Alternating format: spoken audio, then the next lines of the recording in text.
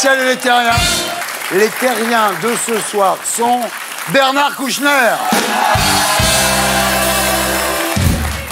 Bernard Kouchner, bonsoir. Vous êtes fondateur de Médecins sans frontières et de Médecins du monde, inventeur du droit d'ingérence. Vous avez été ministre de la Santé et ministre des Affaires étrangères. Et vous êtes ici ce soir pour nous annoncer une grande nouvelle. Vous êtes de retour, Bernard. Kouchner is back. Alors, en voyant l'état du monde, vous vous êtes dit, ils ont besoin de moi, quoi. Vous ne pouviez pas laisser l'Europe, l'Afrique, l'Asie s'effondrer sans rien faire. Vous avez senti, tel Superman, qu'il faudrait être là? Je ferai ce que je pourrais. Pour sauver le monde. Non, pour vous sauver vous, pour cette émission. C'est déjà pas mal. Une terrienne également avec nous ce soir, Géraldine Maillet. Géraldine, bonsoir. Bonsoir. Alors, autant le dire tout de suite, il y a une histoire entre nous, il y a quelques années. Je vous avais invité dans Tout le monde en parle, mais le soir de l'émission, faute d'avoir eu le temps de bien préparer votre interview, je vous avais annulé et vous avez raconté la préparation pour l'émission et la déception de ne pas y être dans un livre excellent intitulé Prime Time. Alors, je vais être honnête, j'ai eu envie de vous annuler toute la journée pour que vous écriviez un deuxième livre sur moi, Géraldine. Non, mais c'est vrai que j'ai adoré vous détester. Ouais. Et après cette annulation, j'ai fait une fixette sur vous, mais vous pouvez pas vous imaginer. Mais je suis là. Je suis là ce soir. C'est un grand moment. Autre terrien avec nous ce soir, Michael Youn. Alors, Michael, bonsoir. Vous êtes ici ce soir pour nous parler d'un drame personnel qui tombe au pire moment, au moment où Vive la France arrive dans les salles. L'horrible tragédie, c'est que tout le monde dit du bien de votre film. Oui, j'ai vraiment peur que ça ne marche pas. Même Technicart a dit du bien, donc je suis très inquiet. On se demande si les critiques ne sont pas trompés de salle. Non, mais ça fait du bien quand même. Hein. Ah oui, ça, je suis fait sûr. du bien. Après toutes ces années. Eh, dis donc, j'en ai mangé du pain noir, hein. Ça va. En P3, après le zapping et Gaspard Proust, nous accueillerons notre invité du samedi 20h. Ce soir, Lola Devers, fille de Patrick Devers, comédienne, est nommée au César cette année. Voilà, l'émission s'appelle Salut les terriens et le groupe Les Gréments de Fortune.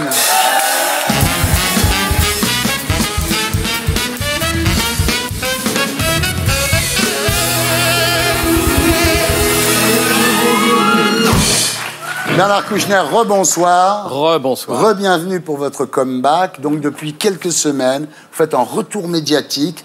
Qu'est-ce qui se passe? Christine en avait marre de vous voir toute la journée en pyjama, sur le canapé, en train de regarder Motus. Un spectacle lamentable, c'est sûr. Alors, dans les journaux, sur les radios, dans les télés, vous répétez avoir voté Hollande en 2012, être ravi du Hollande chef de guerre et apprécier l'action d'Hollande président. Tout ça n'a rien à voir avec l'arrivée de Christine Ockrent sur France Culture. Non. Non, franchement. Vraiment rien. On a viré Colombani pour elle, quand même. Je ne sais pas comment ça s'est passé, mais je ne me prononcerai pas sur cette éviction. Voilà. La dernière fois qu'on s'était vu, Nicolas Sarkozy venait de lui confier France 24. À moi? À elle. Ah oui. Ouais. Ça n'a pas marché longtemps. Hein. Non. Pourquoi? Parce qu'au début, ça marchait très bien. Oui, elle s'est disputée avec un dénommé Pouzillac. Oui, je crois que c'est pas suffisant. Non, je pense qu'elle a, ou moi, peut-être, nous avons déplu. Ah. À un moment donné. Oui. C'est ça le pouvoir, mon cher. Ceci étant, je comprends votre soutien à François Hollande au Mali. C'est quand même le meilleur moyen d'assurer la protection des riads de Marrakech. Hein. Oui, c'est vrai, mais enfin, c'est pas exactement la même direction. Oui, mais s'il monte. Alors, au sujet de la politique extérieure de François Hollande, vous qui avez été ministre des Affaires étrangères, vous pouvez nous expliquer pourquoi on combat au Mali et en Syrie des gens qu'on a soutenus en Libye? Ce serait quand même un peu à nuancer. Ce ne sont pas les mêmes. C'est des islamistes, quand même. Non. Ce ne sont pas des islamistes tous. Ceux que l'armée française a fait reculer et qui descendaient vers Bamako et qui allaient prendre le pays étaient des extrémistes. Oui. Ils n'étaient pas tous des islamistes. D'ailleurs, il y avait des Touaregs qui prenaient cette occasion, comme on n'en avait pas fourni beaucoup, pour affirmer leur existence. Mais ces djihadistes qu'on combat au Mali, c'est bien les mêmes qu'on soutient en Syrie et qu'on a soutenus en Libye contre Kadhafi, quand même. Non, d'abord, on ne les soutient pas en Syrie, en tout cas pas assez, à mon avis. Le gouvernement que l'on soutient, il est très composite. Il y a en effet une partie d'islamistes qui même sont liés à Al-Qaïda, mais ce n'est pas du tout la majorité. On se bat contre l'extrémisme et le terrorisme. Ça, c'est ce qu'on a fait, légitimement. Et la politique extérieure n'a pas changé. La France ne change pas de politique extérieure avec les gouvernements. C'est un petit peu quand ça nous arrange aussi, quand même. Comment ça nous arrange? Enfin, Kadhafi, on lui a quand même serré la main à l'Élysée, voilà. Pas moi. Pas vous, mais vous faisiez partie du gouvernement, Bernard, quand même. Oui, mais j'ai dit que voilà, je refusais de recevoir Kadhafi. C'est quand ça nous arrange. Donc on arrête de penser qu'on est les grands sauveurs du monde, on est les grands sauveurs de notre pognon, surtout, quand même, essentiellement. Donc c'est un peu facile. C'est un peu facile de dire ça, je suis d'accord. Non seulement c'est facile, mais c'est stupide. C'est pas vrai. On n'avait strictement rien à chercher en matière d'argent au Mali. Strictement. Il y a quand même des minerais d'uranium en Niger, Bernard. Attendez. Je dis pas que parfois on n'y va pas pour des bonnes raisons, mais c'est un peu quand ça nous arrange. Oui, c'est quand ça vous arrange, vous, de critiquer un truc par rapport à l'autre. Mais qu'est-ce qui se passe? Est-ce qu'il fallait qu'on fasse la guerre en Syrie? Oui ou non? C'était un peu difficile, non?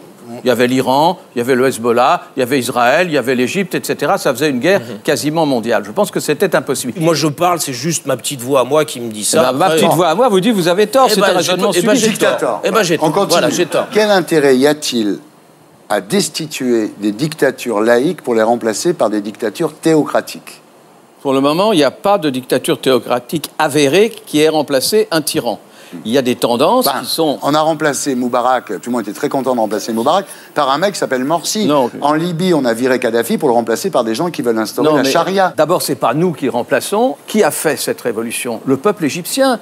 Lorsqu'un peuple se bat contre une dictature, que ça tourne ensuite plus ou moins à la religion, c'est son affaire. Fallait-il s'opposer au mouvement populaire en Égypte qui était en train de destituer Moubarak? Fallait-il s'y opposer? On ne pouvait pas. Alors, Bernard, vous savez bien, parce que vous êtes au courant, que les Russes nous prennent pour des cinglés de faire des trucs comme ça. Les Russes, ils ne comprennent pas pourquoi on se comporte comme ça. Les Russes, ils assassinent les Tchétchènes pendant ce temps-là, et nous, au moins, on proteste. On n'a pas fait la guerre non plus. Je reconnais. On ne peut pas faire la guerre tout le temps.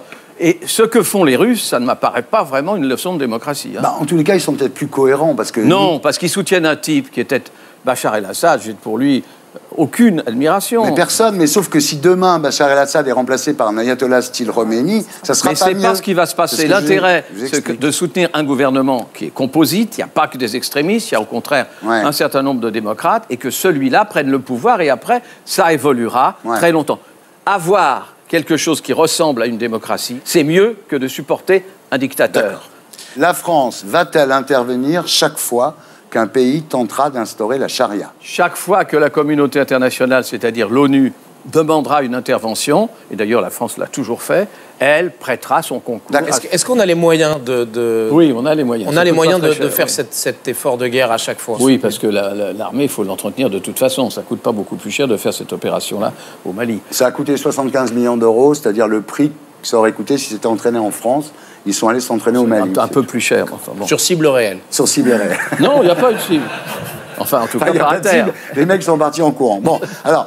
En parlant de Hollande, vous qui avez passé votre vie à combattre les dictatures et les dictateurs, vous pensez quoi de Valérie Trierweiler? Je vais y aller, je suis garé en double fil. Non, reste là. À cette question perfide, je ne répondrai pas. C'est un alexandrin. À cette question perfide, Meilleure question de la soirée. Bien. Alors, pour vous justifier d'avoir accepté d'être ministre des Affaires étrangères de Nicolas Sarkozy, vous dites que c'est par souci d'union nationale, mais vous affirmez n'avoir jamais voté à droite. C'est vrai. Mais pour les européennes, quand vous avez soutenu Barnier? Je n'ai pas soutenu Barnier pour les européennes. Si, Bernard, j'ai retrouvé un communiqué datant du 11 mai 2009 où vous soutenez la liste Barnier. J'ai dit ça, moi? Ouais. Et c'est pas grave. Je veux dire, non, mais c'est pas grave. Mais je crois que Barnier est un type tout à fait fréquentable, qu'on aime beaucoup ici. Vous m'avez demandé si j'ai voté pour la liste Barnier. Ah, vous n'avez pas voté, vous l'avez soutenu? Je ne crois pas. D'accord. Okay. C'est un soutien sans vote. C'est un soutien blanc. Oui, c'est dur, c'est dur. C'est compliqué. C'était très dur, la cohabitation, très dur. Pendant ces 3 ans, vous avez été ministre de Nicolas Sarkozy, vous avez perdu des amis. Je les récupère. Vous en avez gagné d'autres? Pas beaucoup. Ils sont sympas, les hortefeux? Enfin, ils m'ont jamais fait de mal, ils sont assez sympathiques, oui. Alors, c'est Ali Omari qui vous a succédé. Et le jour de la passation de pouvoir, c'est vrai qu'elle vous a demandé si les méchants, c'était les Juifs ou les Arabes, c'est vrai? J'ai beaucoup de respect pour cette dame, je ne crois pas qu'elle ait fait ça. Vous avez encore du respect pour cette dame après ce qu'elle a fait? Mais qu'est-ce qu'elle a fait? Avec Ben Ali, c'était pas brillant quand même. Non, c'est pas brillant. D'accord, on est d'accord. Enfin bon, peu importe Bernard, vous resterez comme le fondateur de Médecins sans frontières, de Médecins du monde. Voilà. Au fait, est-ce que vous pourriez créer médecin sans dépassement d'honoraires? J'aimerais bien. Ouais. Et médecin sans attente? Médecin sans attente, c'est impossible. Non, mais vous resterez aussi le French Doctor, mythique, avec le sac de riz sur l'épaule en Somalie. C'est dur, ça, quand même. Quoi? Ouais, forcément, à un moment, s'il aide... Enfin, je vais laisser Bernard parler. Mais non, pour une fois qu'il dit des choses gentilles. Forcément, il y a un moment, et ben, s'il aide, il aide concrètement, avec ses mains. Et à ce moment-là, il y a une caméra. Non, mais moi, je suis d'accord. Moi, je préfère le voir avec un sac de riz que le voir à un poste ministériel. Voilà. Tu veux que je te dise? Moi aussi. Est-ce que si ça avait été des coquillettes, ça aurait eu le même retentissement, Bernard? Qu'est-ce que tu veux répondre à ça? Rien. Alors vous resterez aussi comme le pacificateur du Kosovo, le défenseur du Darfour, même si George Clooney vous a un peu piqué votre business. Non, nous l'avons fait ensemble. C'est vrai que comme riposte, vous allez vous lancer dans les machines à café aussi? Non. C'était la paire de SLT. On se retrouve après la pub pour discuter ensemble de l'actualité de la semaine. A tout de suite.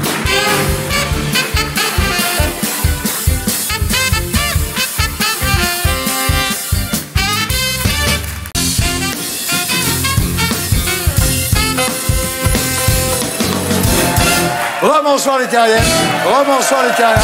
Nous sommes toujours en compagnie de Bernard Kouchner, de Géraldine Maillet et de Michael Youn.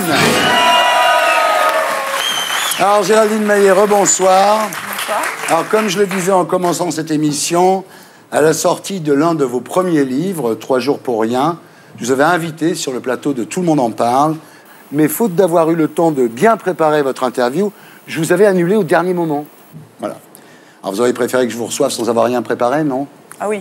Ah oui? Ah oui, oui. Ah d'accord. Parce que même quand vous n'êtes pas préparé, vous n'êtes pas mauvais. Il y en a d'autres qui vous ont décommandé Non, vous avez été le seul. Ah, c'est bien. Donc je suis le seul mec à vous avoir dit non, pas ce soir. Absolument. Ah oui, c'est bien. Mais c'est pour ça... Je suis assez flatté. Mais c'est ça d'ailleurs qui m'a excité. Bien entendu. Alors dans le livre suivant, vous racontez comment vous aviez passé la journée à vous coiffer, à vous maquiller, à vous faire les ongles, à choisir vos vêtements, jusqu'à ce fameux coup de fil d'annulation. Et vous écriviez en parlant de moi que j'étais, mais je vous en veux pas, un gros con, qui avait du mal à rebondir, que je respectais pas mes invités, que ma carrière était finie. Alors on se demandait quand on lisait le bouquin pourquoi vous aviez tellement voulu venir finalement. Non, mais vous avez bien compris que c'était un personnage de fiction puisque oui.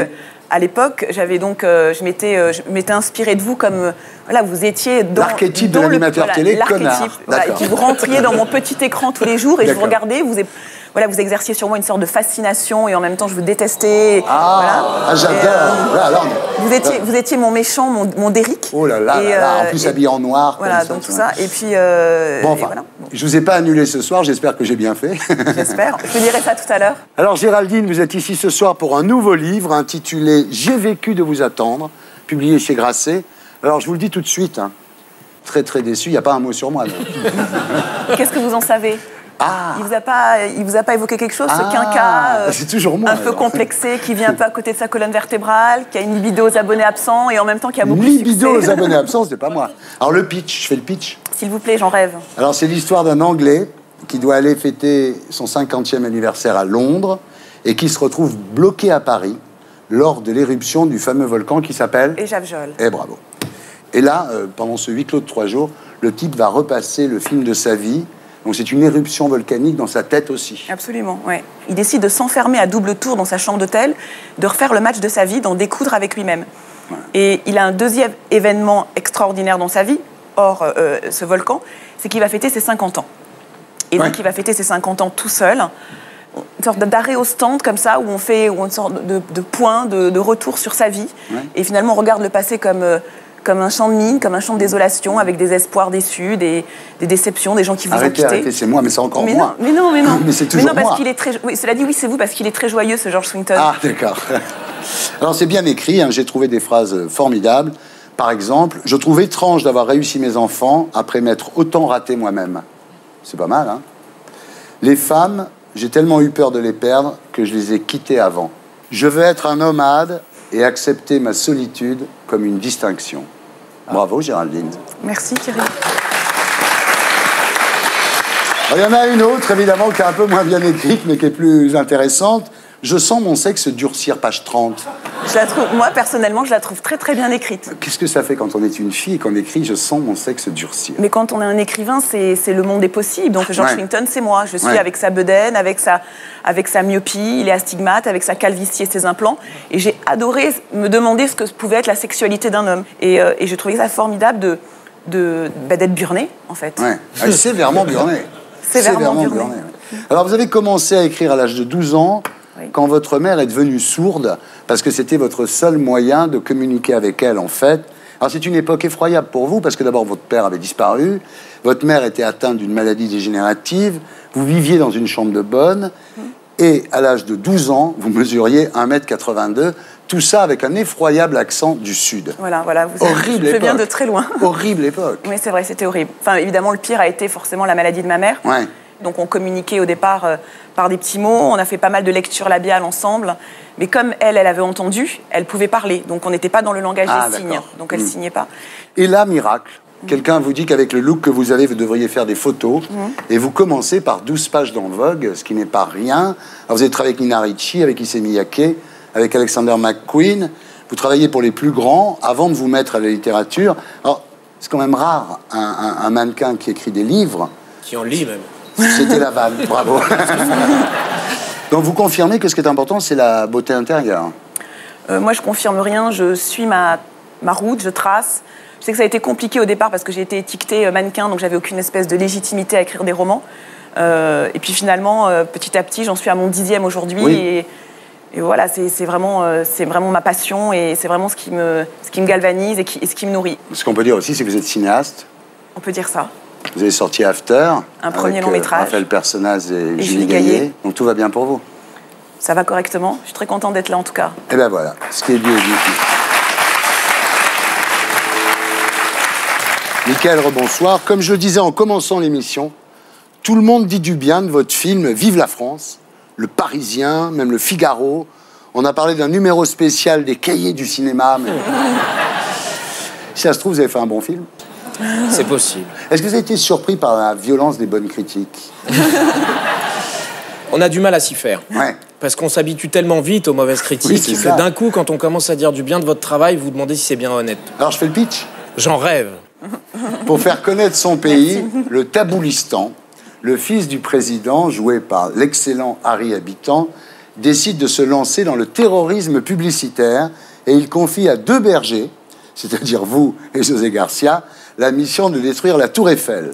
Malheureusement, ou heureusement, l'avion doit se poser en Corse, à Figari, et tous les 2 remontent la France à travers les petites routes, et ils découvrent la beauté de la France. C'est pour ça que ça s'appelle Vive la France.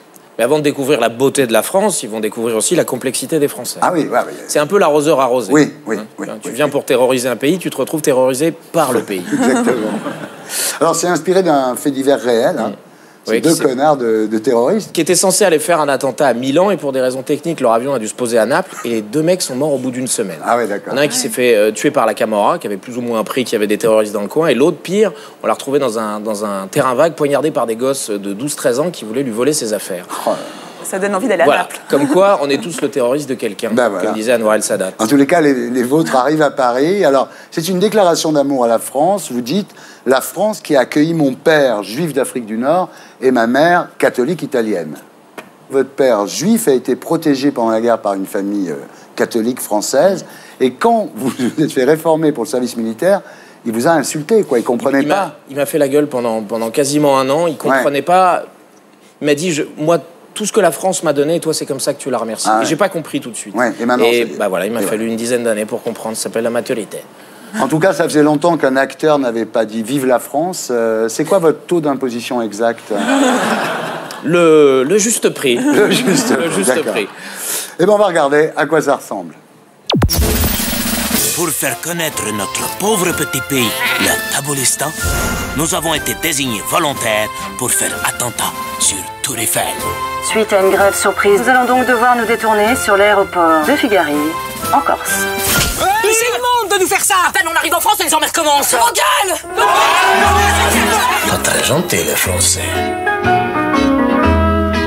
Bienvenue en Corse.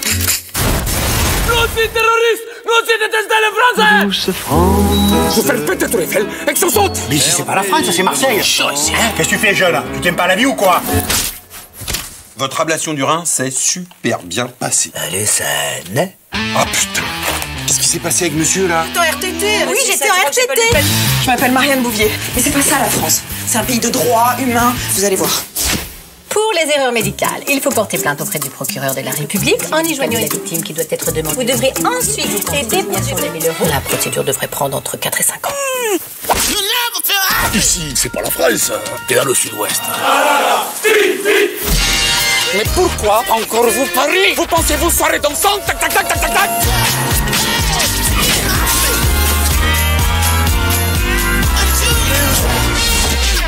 Il me reste une dernière spécialité française à vous faire découvrir. Ça s'appelle le ménage à 3.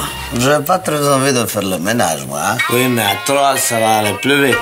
Voilà, vive la France de Michael Youn, avec José Garcia, Michael Youn, Isabelle Funaro, Harry Habitant, Jérôme Commandeur.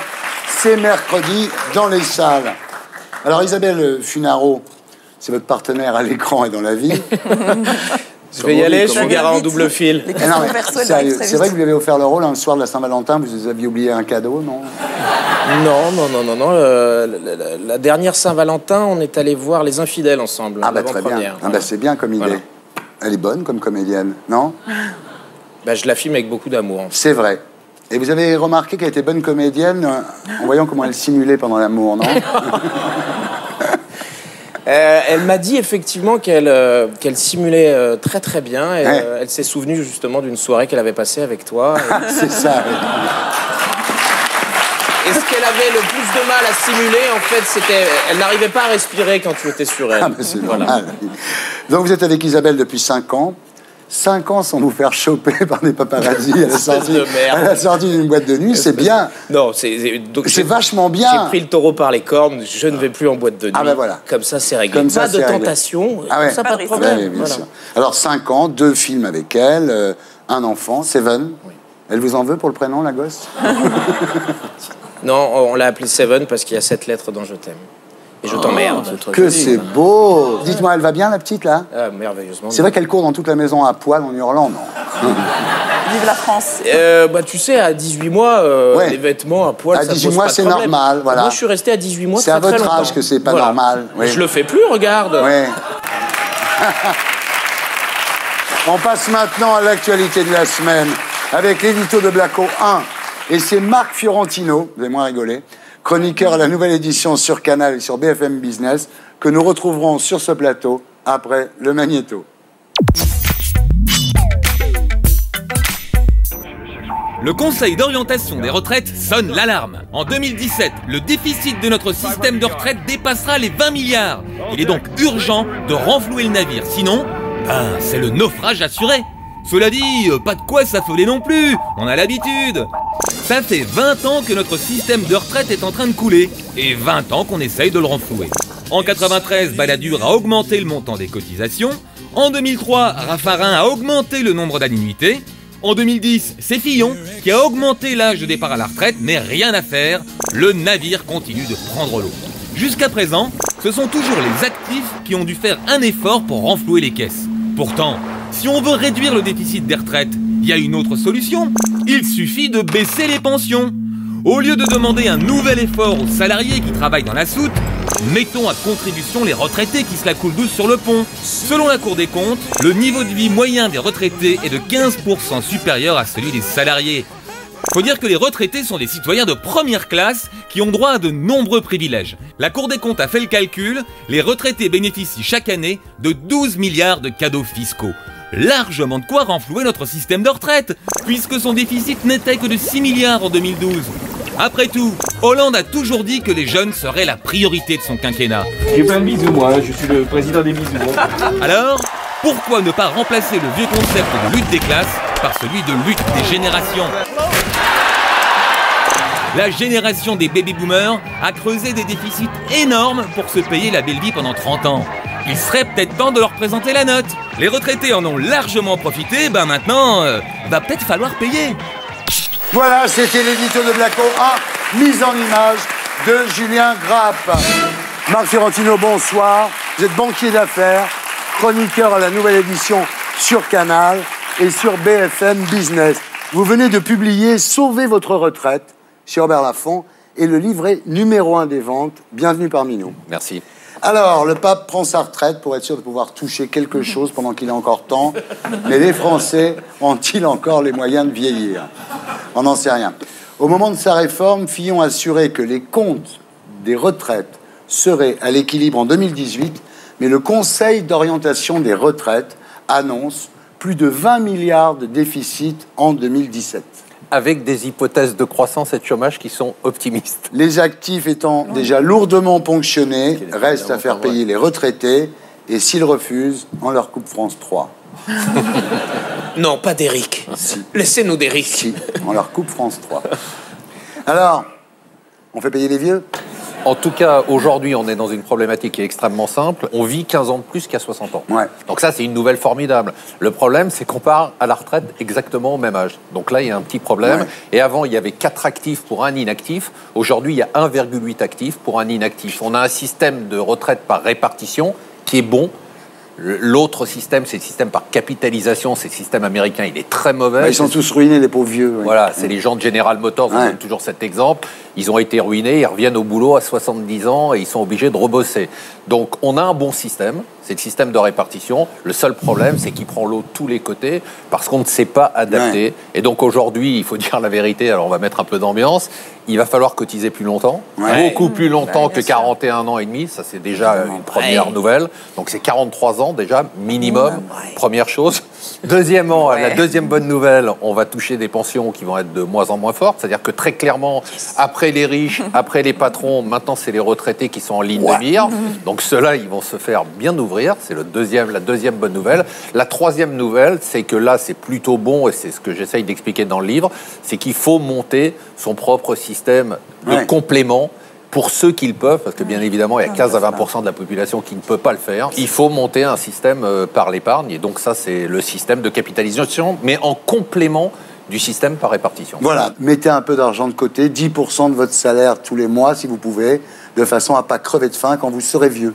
On a l'épargne la plus élevée au monde. Les Français ont un taux d'épargne de 16%, les Allemands 10%, les Japonais 8%. On a 11 000 milliards. 11 000 milliards. 11 000 milliards dans des bas de laine en France, alors que la dette la dette est de 1 700 milliards. Il y a 6 000 milliards d'actifs immobiliers. Donc ça, c'est les appartements, résidences principales et autres. Mais il y a 5 000 milliards d'euros qui sont dans le livret A, les contrats d'assurance vie et autres. Ça veut dire que les Français, aujourd'hui, ont mis de l'argent de côté parce qu'ils savent très bien que les politiques ne savent pas gérer leur argent. Alors, ce qu'il faut dire, Bernard, je vous le dis, parce que les retraités, c'est quand même un truc qui nous concerne tous les deux. Hein. Alors, ils ont un niveau de vie supérieur... Non, il parlait de vous deux. Les retraités, ils ont un niveau de vie supérieur de 15% aux salariés. Pas tous, hein. En moyenne. Ah, on parle en moyenne, même. Ouais. On leur fait chaque année 12 milliards de cadeaux fiscaux. Hein. Alors, ils ont un abattement de 10% sur les frais professionnels, une CSG à taux réduit. On ne réglera pas le problème en s'attaquant aux retraités. C'est complètement faux, cette histoire-là. C'est simplement le gouvernement se défausse d'une vraie réforme qu'il devrait faire du système. Non, il faut quand même s'attaquer aux retraités. Il faut s'attaquer à tout le monde. C'est-à-dire, mais attendez. Non, je ne suis pas d'accord. Attendez, vous avez vu ce que je viens de dire quand même. Moi, je vais vous dire quelque chose. On pourrait économiser 12 milliards par an rien que sur les retraités. Je vais vous dire une chose. Ils ont trimé toute leur vie. Bah oui, mais qu'est-ce qu'ils tant pis. Non, mais il a raison, il faut changer le système complètement. L'idée, c'est que nous vivons plus vieux. Est-ce que c'est bien? Oui, bon, bah alors, nous vivons plus vieux, ça veut dire que donc on doit payer un peu plus, car la retraite sera plus longue. Oui. Pour payer un peu plus. Et travailler plus longtemps. Et puis, à part ça, comme ça ne suffira pas, il faut, système de capitalisation ou non, prévoir soi-même de compléter sa retraite. C'est évident. Moi, je voudrais défendre les retraités. Mais ça veut dire, attendez, la retraite à points, je voudrais en dire un tout petit mot. La retraite à points qui, dans les pays du Nord, a marché très bien. On a mis 8 ans, 10 ans à la faire. La retraite à points, c'est qu'on cotise aussi soi-même quand on gagne plus d'argent, quand on a changé de métier, quand on a changé de lieu, etc. Et finalement, on accumule beaucoup plus facilement que cette retraite uniforme et qui finalement ne suffit plus.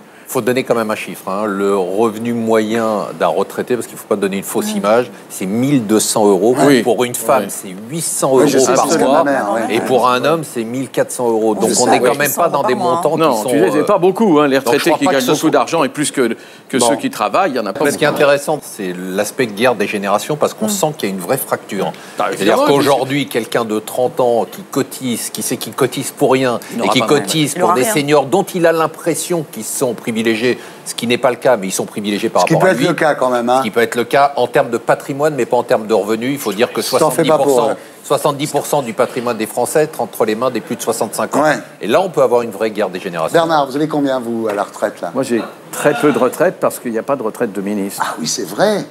Ah, quand même, hein. Ah, mais c'est vrai. Non, il n'y a pas de Ministre, retraite. il y a pas Non, un salaire à non, il n'y a pas de retraite de Non. ministre. Non seulement il n'y a pas un salaire vie, il n'y a pas de retraite. Je vais cotiser. Allez, merci. Je voulais penser à Bernard Kouchner.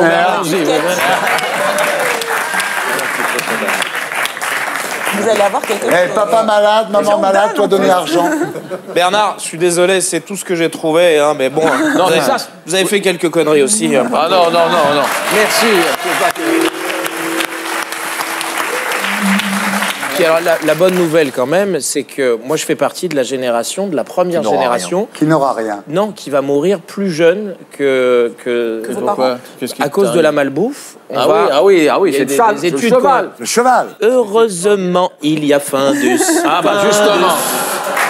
Justement, on en parlait. Heureusement, il n'y a pas de... Merci pour la transition, Michael. On continue à discuter de l'actualité de la semaine avec l'édito de Blacko 2. L'an dernier, Findus s'est payé une grande campagne de pub pour vanter ses lasagnes au bœuf. À table, les enfants. Ça a l'air super bon. C'est maman qui a tout fait, avec Findus. Alors évidemment, si cette gentille petite famille savait qu'ils sont en train de manger un vieux cheval roumain, ça les ferait moins rire. Mais comment un cheval roumain a-t-il pu atterrir dans leur assiette? Ben en fait, c'est la faute au grand capital. En effet, Findus a changé 3 fois de propriétaire ces 10 dernières années. La marque appartenait à un fonds d'investissement suédois, qui l'a revendu à un fonds de pension britannique, qui l'a lui-même revendu à un autre fonds d'investissement basé à Londres. Le but de chaque investisseur étant bien sûr de revendre la marque plus cher qu'il ne l'a achetée. Pour cela, il doit donc réduire les coûts. Findus sous-traite donc la fabrication de ses lasagnes à Comigel, une entreprise française. Ça revient moins cher, car Comigel dispose d'une grosse usine au Luxembourg qui travaille pour Findus, mais aussi pour des marques de la grande distribution. Pour acheter sa viande le moins cher possible, Comigel s'est adressé à un grossiste du sud de la France qui, de son côté, a fait appel à des traders spécialisés dans la viande. Et oui, les traders sont partout, même dans les lasagnes. Spanghero, grossiste en viande à Castelnaudary, a donc passé un petit coup de fil à un trader chypriote qui lui-même s'est mis en relation avec un trader néerlandais qui, coup de bol, avait un contact dans un abattoir roumain disposant d'un gros stock de viande congelée vraiment pas cher. Le seul problème, c'est que ce n'était pas du bœuf, mais du cheval. Mais bon, est-ce que ça change vraiment le goût des lasagnes industrielles? Et puis même si c'était du bœuf, maintenant qu'on connaît le circuit de fabrication des plats industriels, qui a encore envie d'en manger? Voilà, c'était l'édito de Blacko 2, mise en image de Julien Grappe. Alors, vos enfants ne veulent pas manger de la viande de cheval. Heureusement, il y a Findus. Oui. Eh oui. Alors, Marc, Findus a été racheté tous les 3 ans par des fonds d'investissement. Évidemment, ils font des économies sur la viande. Tout ça, c'est la faute du grand capital, finalement. Oui, à chaque fois, ça m'amuse parce qu'à chaque fois, on revient à la même cause, au même effet. Bah oui. Qu'ils aient appartenu à des fonds ou que ça ait appartenu à des industriels, on a là une malversation. Enfin, comme on pourra un en avoir. industriel qui met son nom sur la porte, il a plus de chances de faire attention à ce qu'il y a dans la barquette. Non, Alors qu'un parce qu'on- fonds anglais, Mais il là, s'en on fout. voit- Ce qu'il veut, c'est des résultats à la fin de l'année, le fonds anglais. Non, mais attendez, on voit quand même que la responsabilité, c'est pas Findus. Hein. Tant que c'est du cheval, mais Ouais. quand on va commencer à découvrir qu'il y a C'est du du porc, porc. il y a une ou deux communautés qui... Ça va être une autre chanson, là. Non, mais cela dit, il y a aucun... C'est marqué sur le livre qu'on n'a pas le droit d'en manger. Eh oui. Alors que nous, le cheval, on s'en fout. En tous les cas, ce qu'on voit, c'est que même les lasagnes allégées engraissent les intermédiaires. Ça, c'est sûr, hein, je veux dire. C'est incroyable ce qu'on découvre. Non, là. ce qui est quand même étonnant au-delà du grand capital, c'est plutôt quand on voit les c'est le circuit. C'est-à-dire qu'on vit à l'heure de la globalisation avec tous les excès que ça peut avoir. C'est-à-dire qu'en matière de santé, en matière alimentaire, autant en matière de production automobile et autres, à la limite qu'il y ait des pièces qui soient fabriquées un peu partout pour un avion, pour une voiture, c'est bon, ça pose pas de problème. Est-ce qu'on ne pourrait pas interdire la spéculation sur la nourriture? Non. Bah non. Non. On interdit les paysans aussi? Non. Non, voyons. Non, on ne peut pas. Non. Il faut... On découvre le circuit, la globalisation. Oui, criante, Stéphane Le Foll a dit qu'il s'est lui, les ministres de l'Agriculture, il a dit « Ah, mais je ne savais pas ». Ça prouve qu'il faut que la traçabilité, il faut que la surveillance sanitaire soit plus grande. Ouais. Là, elle n'existait pratiquement pas. Ouais. Alors justement, les services des fraudes, alors, parce que vous savez que la RGPP de votre ex-ami Nicolas Sarkozy, ils ont supprimé des fonctionnaires du service des fraudes. Et alors ils disent, par exemple, il y avait 172 000 contrôles en 2008. En 2011, il y en a eu que 153 000. Voilà. Bah oui, est-ce que ça suffit pas? Et pas chez Findus. Voilà. Est-ce que ça suffit pas de les faire au bon endroit? Qu'est-ce que vous en dites de ça, vous? Parce que si on supprime des fonctionnaires, c'est quand même votre grande idée, mais les Allemands, supprimer des fonctionnaires. pas du tout, si on supprime des fonctionnaires qui contrôlent que c'est pas du cheval.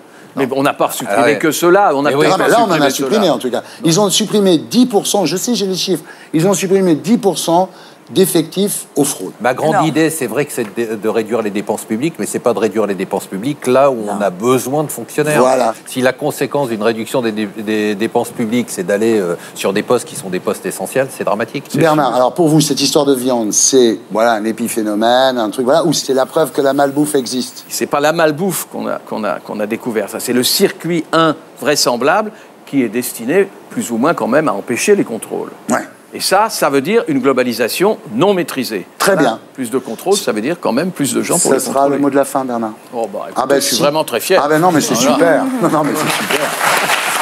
Marc, merci d'avoir été avec nous. Merci. Donc, sauvez votre retraite chez Robert Laffont.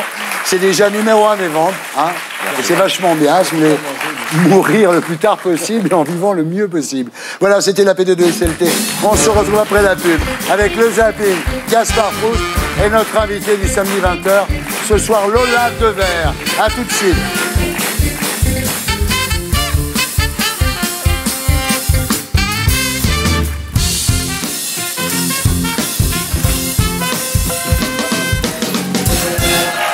Bonsoir les terriens. Bonsoir les terriens.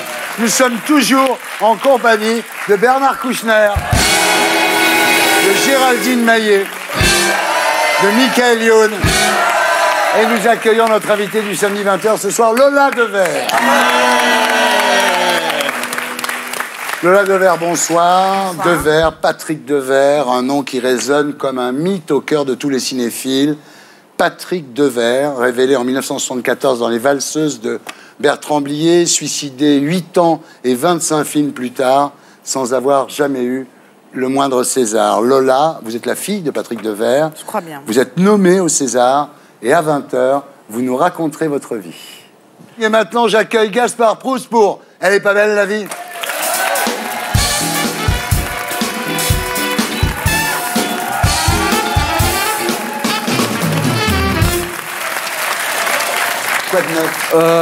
C'était la Saint-Valentin jeudi. Ouais. Ma fête préférée. Hein. Cette fête où je pense à toutes ces femmes à qui j'ai posé un lapin, une veste et pour les plus chanceuses, une blénorragie. Parce qu'aujourd'hui, j'ai envie de donner.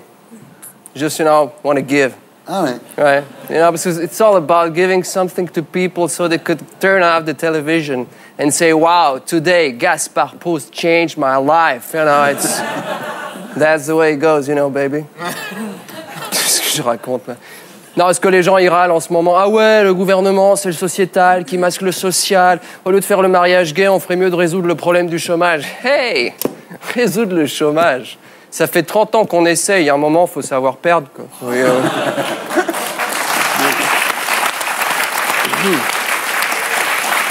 Puis, il y a des trucs bien, le mariage gay, c'est tellement... Enfin, un gouvernement qui se soucie d'amour. D'amour, putain. Tu vois, quoi. L'amour, quoi. Enfin, le PS, il fournit l'amour, la crise, elle fournit l'eau fraîche, quand on n'est pas bien, là. Tu vois. Est-ce qu'il n'y a pas un moment où on peut parler d'autre chose que de fric et de déficit? On peut juste... puis refuser la PMA. Quelle connerie, il faut faire des gosses. Sinon, qui va payer les dettes de nos parents? c'est les vases communicants. Enfin, you know. Bon, pour d'autres, c'est une époque terrible. C'est vrai qu'on sent que les gens perdent leur repère parce que ce type qui s'est immolé devant Pôle emploi, moi, j'ai eu très peur. Je me dis, ah non. Puis après, je dis, c'est pas grave, le pape n'est pas bouddhiste. Donc, j'ai eu... Non, mais franchement, le type, il se croit où? Au Tibet, à Belleville. Le type, il est en France, il veut faire le printemps arabe. À un moment, il faut choisir son camp. Alors, les gens sont choqués parce qu'il aurait prévenu les gars de Pôle emploi et ces derniers n'auraient rien fait pour empêcher le massacre. Ils allaient quand même pas intervenir à cause d'une torche humaine, quoi, je veux dire. Pour une fois qu'il y avait une lumière au Pôle emploi.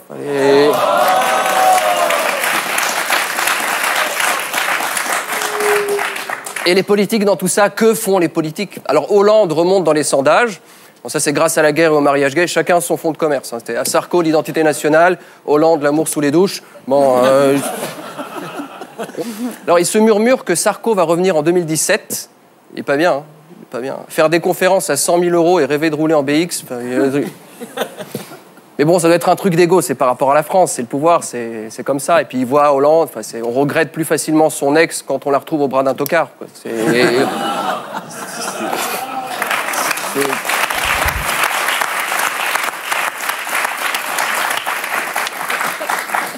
You know what I mean. Non, au PC, ils ont supprimé la faucille et le marteau. C'est vrai que vu que le PC représente surtout des bataillons de chômeurs, ils auraient dû le remplacer par une télécommande et un paquet de chips. Ça aurait été... C'était plus adapté. Parlons de scolarité, de politique. Le cas de cet élève qui se faisait harceler à l'école parce qu'il était roux. Et il s'est suicidé. Vraiment malheureuse histoire. Alors, il se faisait harceler depuis 3 ans. On reproche aux profs de ne pas avoir agi. Moi, je comprends pourquoi... les profs ont laissé faire. Pour une fois que c'est pas eux qu'on caillasse, il fallait bien... D'ailleurs, je pense à la prochaine rentrée scolaire en salle des profs. Et toi, cette année, ils sont comment? Ah ben, c'est dur, hein. Et toi? Ah, moi, ça va, dans la classe, il y a un roux. Handicap. Je vais évidemment parler de foot. Un international français serait à nouveau impliqué dans une relation avec une prostituée mineure. Alors, le footballeur joue dans le championnat russe, quoi. À un moment, jouer en Russie et se faire gauler avec une prostituée française, faut le faire, quoi. C'est comme aller à un défilé Dior et rentrer avec Cécile Duflot, quoi. C'est rien.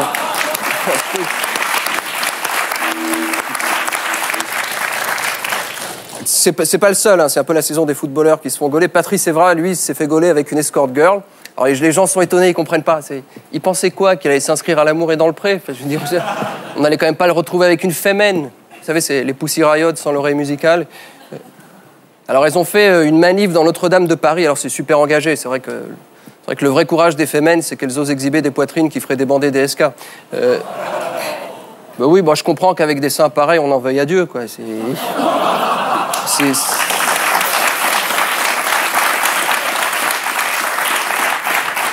C'est ça de grandir à l'ombre de Tchernobyl. Ça pousse ou ça ne pousse pas. Et si ça pousse...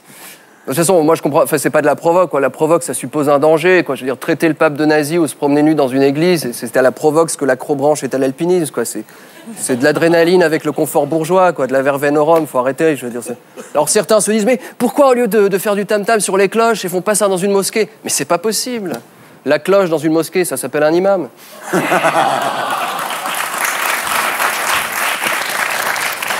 toute façon, moi, me taper une féministe, ça n'a jamais été un truc. Moi, la féministe, la féministe, pour une lesbienne, c'est du gingembre, et pour un mec, c'est du topinambour. C'est pas... Pôle emploi. Benoît XVI, quel gâchis. Tu vois, alors, le pape, donc c'est ce type qui vient une fois par an montrer au monde entier que le latin est toujours mort. Il parle 15 langues. Ce qui explique sans doute pourquoi il n'y aura jamais de pape français. Alors, le type, il a présenté sa démission en latin. Preuve qu'il est complètement à la rue. Parce que le type, il gère 2 milliards de fidèles, il s'adresse à 5 cardinaux et aux 3 classes prépa en Hippocagne.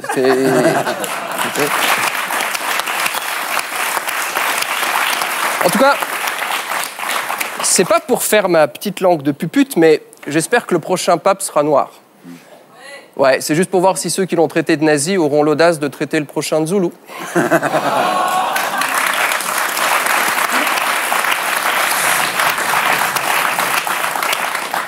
Gastronomie. Moi j'en peux plus. Hein. Le cheval, j'en peux plus. Hein. Quand je pense que ça fait 1 semaine que l'actualité est monopolisée par une putain de sauce bolognaise... Enfin, l'Europe qui a la renverse à cause d'un plat cuisiné. Enfin, déjà, le plat cuisiné, il faut voir ce que c'est. C'est quoi? C'est du vomi gratiné. Hein, quand tu vois. Pour ceux qui en mangent. En fait, on vient de sortir une Logan en plat cuisiné, ça s'appelle des lasagnes à la roumaine. Les gens s'étonnent du caractère caché. Ils auraient pu prendre le pli, quoi. La Roumanie, c'est quand même tout ce qui est un peu caché. Enfin, le slogan de la Roumanie, c'est quoi? C'est quand c'est roumain, c'est clandestin. Après, on s'étonne que cette viande ait le goût de voyage. Enfin, je suis désolé, les roulottes sont pas tirées par des charolais, quoi. Je sais pas.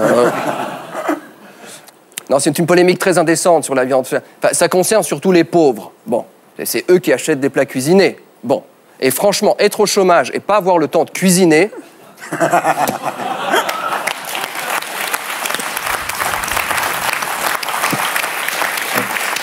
Alors, ça va bien la vie? Voilà, c'était Gaspard Proust que vous retrouverez ici la semaine prochaine. Et d'ici là, sur canalplus.fr, vous pouvez suivre l'actu de l'émission et réagir sur Twitter via le compte L'Éthérien et le hashtag SLT. On passe maintenant à notre invité du samedi 20h.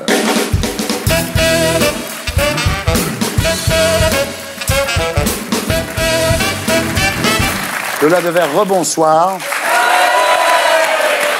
Alors, vous êtes née le 4 décembre 1979 à Boulogne-Billancourt. Vous êtes la fille de l'acteur Patrick Devers et de Elisabeth Malvina Chalier, dite Elsa. Vous avez une demi-sœur, Angèle, qui est la fille de Patrick Devers et de Miu Miu. Alors, de votre père, vous ne gardez qu'un flash. Vous habitez rue du Moulin-Vert, dans l'appartement de la famille, dans le 14e. Vous venez de casser une bouteille sur le carrelage de la cuisine et votre père vous gronde et vous donne une fessée et votre mère essaie de l'amadouer. Oui, ma première fessée. Voilà. Bon, au moins, j'aurai ça comme souvenir. Et la dernière? Et la dernière. Et voilà. Je ne sais pas ce que c'est le plaisir de la fessée, alors. À cette époque, Patrick Devers est au sommet de sa gloire avec Série Noire et au fond du trou avec l'héroïne. Il prend beaucoup d'héros. Il a commencé en 1976 lors du tournage de La meilleure façon de marcher. Et ça a été le début de sa descente aux enfers. Il est devenu impulsif, violent, invivable. Vous ne l'avez pas connu, ça? Bah, non, je ne peux pas vous répondre parce que j'entends les gens qui me parlent de ça autour de moi. Oui.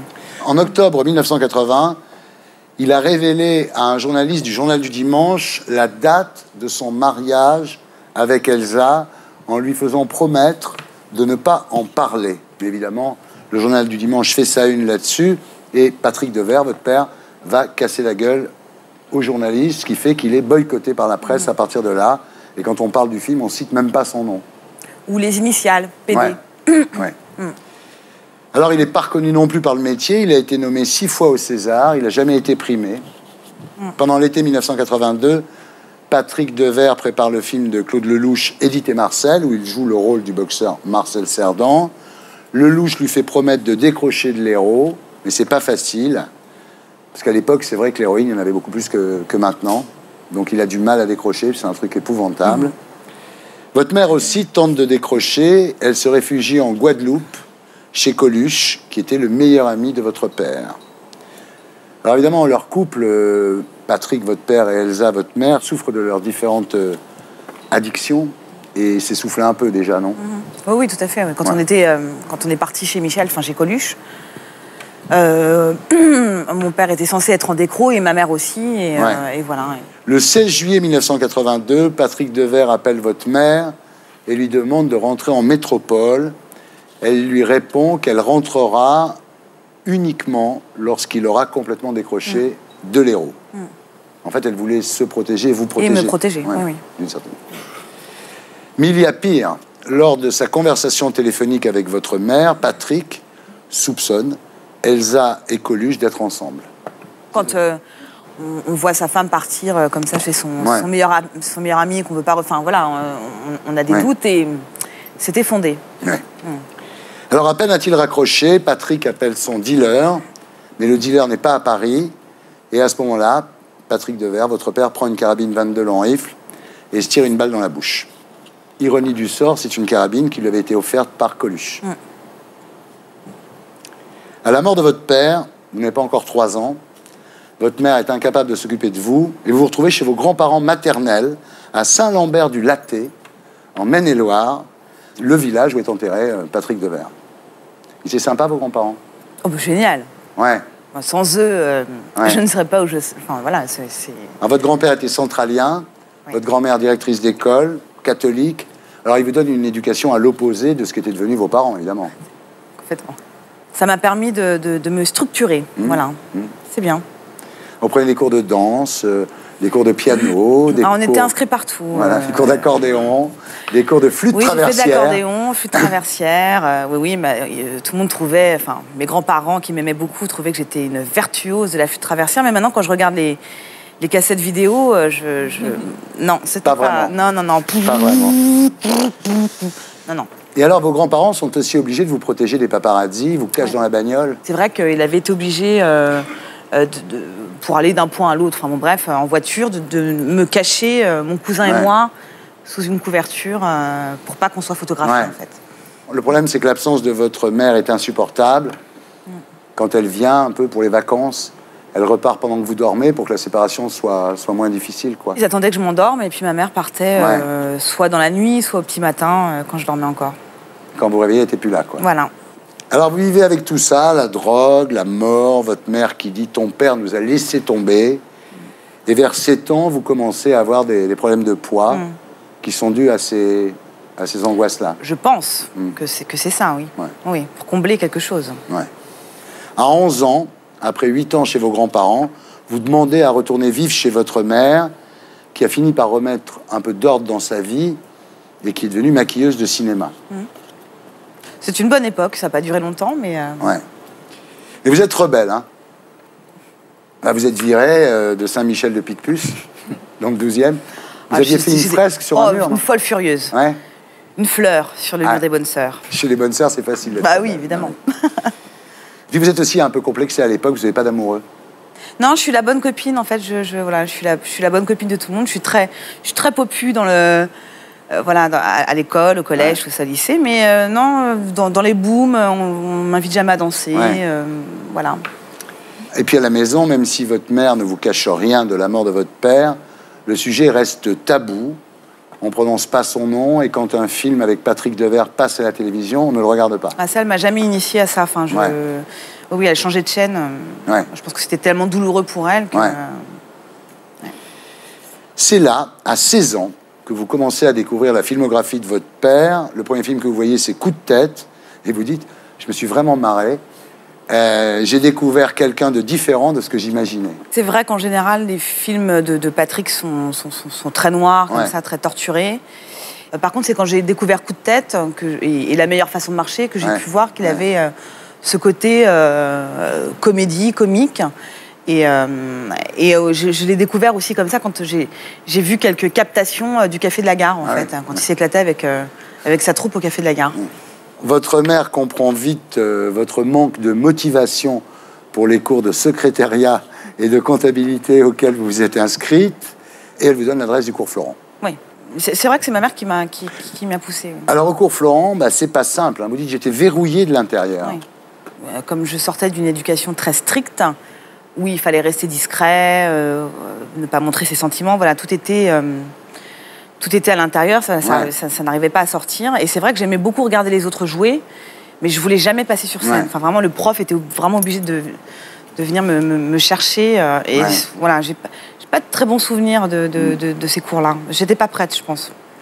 Et là, alors que vous venez de commencer vos cours de théâtre, dernier obstacle dans votre vie, vous êtes victime d'un grave accident de voiture, vous avez 18 ans, vous rentrez un soir de boîte avec des amis, porte de Montreuil, la voiture heurte un pylône, le conducteur est mort sur le coup, et vous avez un arrêt cardiaque et la bouche complètement arrachée, plus de dents, plus de gencives. Oui, j'avais un trou, je m'étais pris le siège avant, voilà. Ça se voit pas, hein? Très bon chirurgien. Bravo. Il vous faudra 7 ans pour vous en remettre. Les assurances, pour diverses raisons, ne nous ont pas donné l'argent tout de suite. La voiture n'était pas assurée. Voilà, la voiture n'était pas assurée. Et donc voilà, donc il a fallu attendre de débloquer l'argent. Donc en attendant, j'avais un dentier comme les personnes âgées. Voilà. Mais j'avais un trou vraiment... j'avais plus d'os, plus de gencives. Voilà, donc je suis restée avec ça. Et ensuite, quand on a eu l'argent, quand l'argent s'est débloqué, on a commencé les opérations, donc greffe osseuse, greffe de gencives, Il y a eu des rejets, enfin, voilà, donc tout ça a duré très longtemps. Le résultat est formidable. Hein. Alors, dans un premier temps, vous rangez vos rêves de spectacle au fond d'un placard et vous trouvez du boulot dans l'immobilier, donc vous gagnez assez bien votre vie finalement. Ah oui, oui, très bien. Bah, oui. 5 000 € par mois, c'est bien. Oui, hein. c'est ça. Oui. Ouais, c'est bien. Mais il vous manque quelque chose. Souvent, j'ai eu le sentiment de ne pas me sentir à ma place tout le long de ma vie. J'espère que là, c'est en train de changer. Mais oui, je savais qu'il y avait quelque chose qui n'allait pas. Pourtant, je me plaisais vraiment très bien dans ce boulot. Et puis, je me suis dit, voilà, fais-toi violence, démissionne. Voilà. Et voilà, j'ai démissionné. Là, vous décidez de forcer le destin. Vous prenez le nom de Devers et vous vous lancez dans l'actorat à ce moment-là. Voilà. Tout le monde vous reçoit très gentiment, mais enfin, dans les mois qui suivent, vous décrochez aucun rôle. Et souvent, on vous dit, reviens avec 10 kilos de moins quand même. Hein. On m'a même dit que les gens avaient besoin au cinéma de rêver quand on regardait une femme et que je ne faisais pas rêver et qu'il fallait que je perde absolument du poids, sinon je n'y arriverais jamais. Et un jour, en 2010, Myriam Boyer vous engage dans La vie devant soi. Oui. Ensuite, Antoine Beauville dans La Biscotte et Charlotte de Turckheim dans Mince alors, film qui a eu beaucoup de succès, qui a fait 1,3 million d'entrées. 4. Bravo.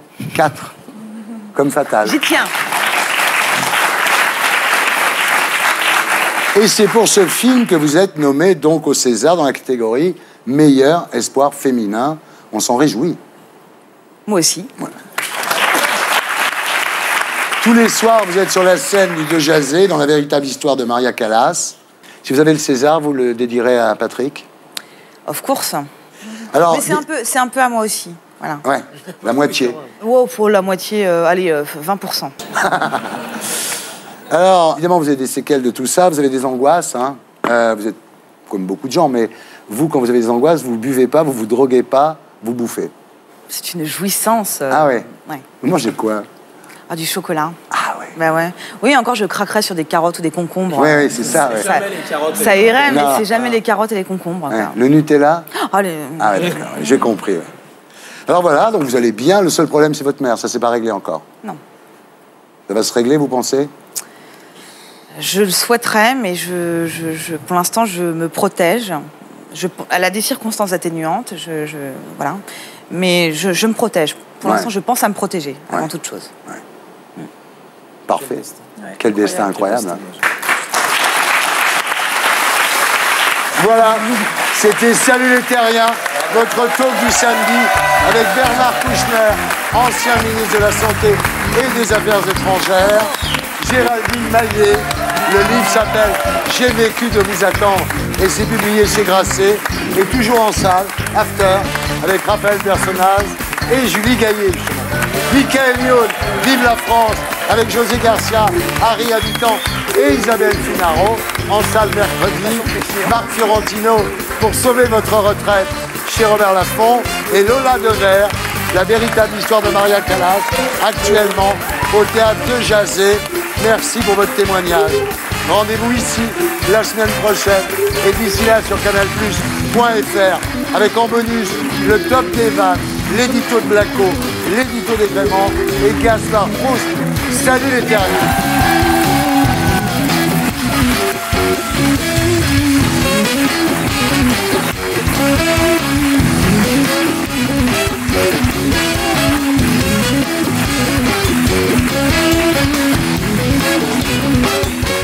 Et pour être sûr de ne rien rater de Inarditube, abonnez-vous et mettez un pouce bleu.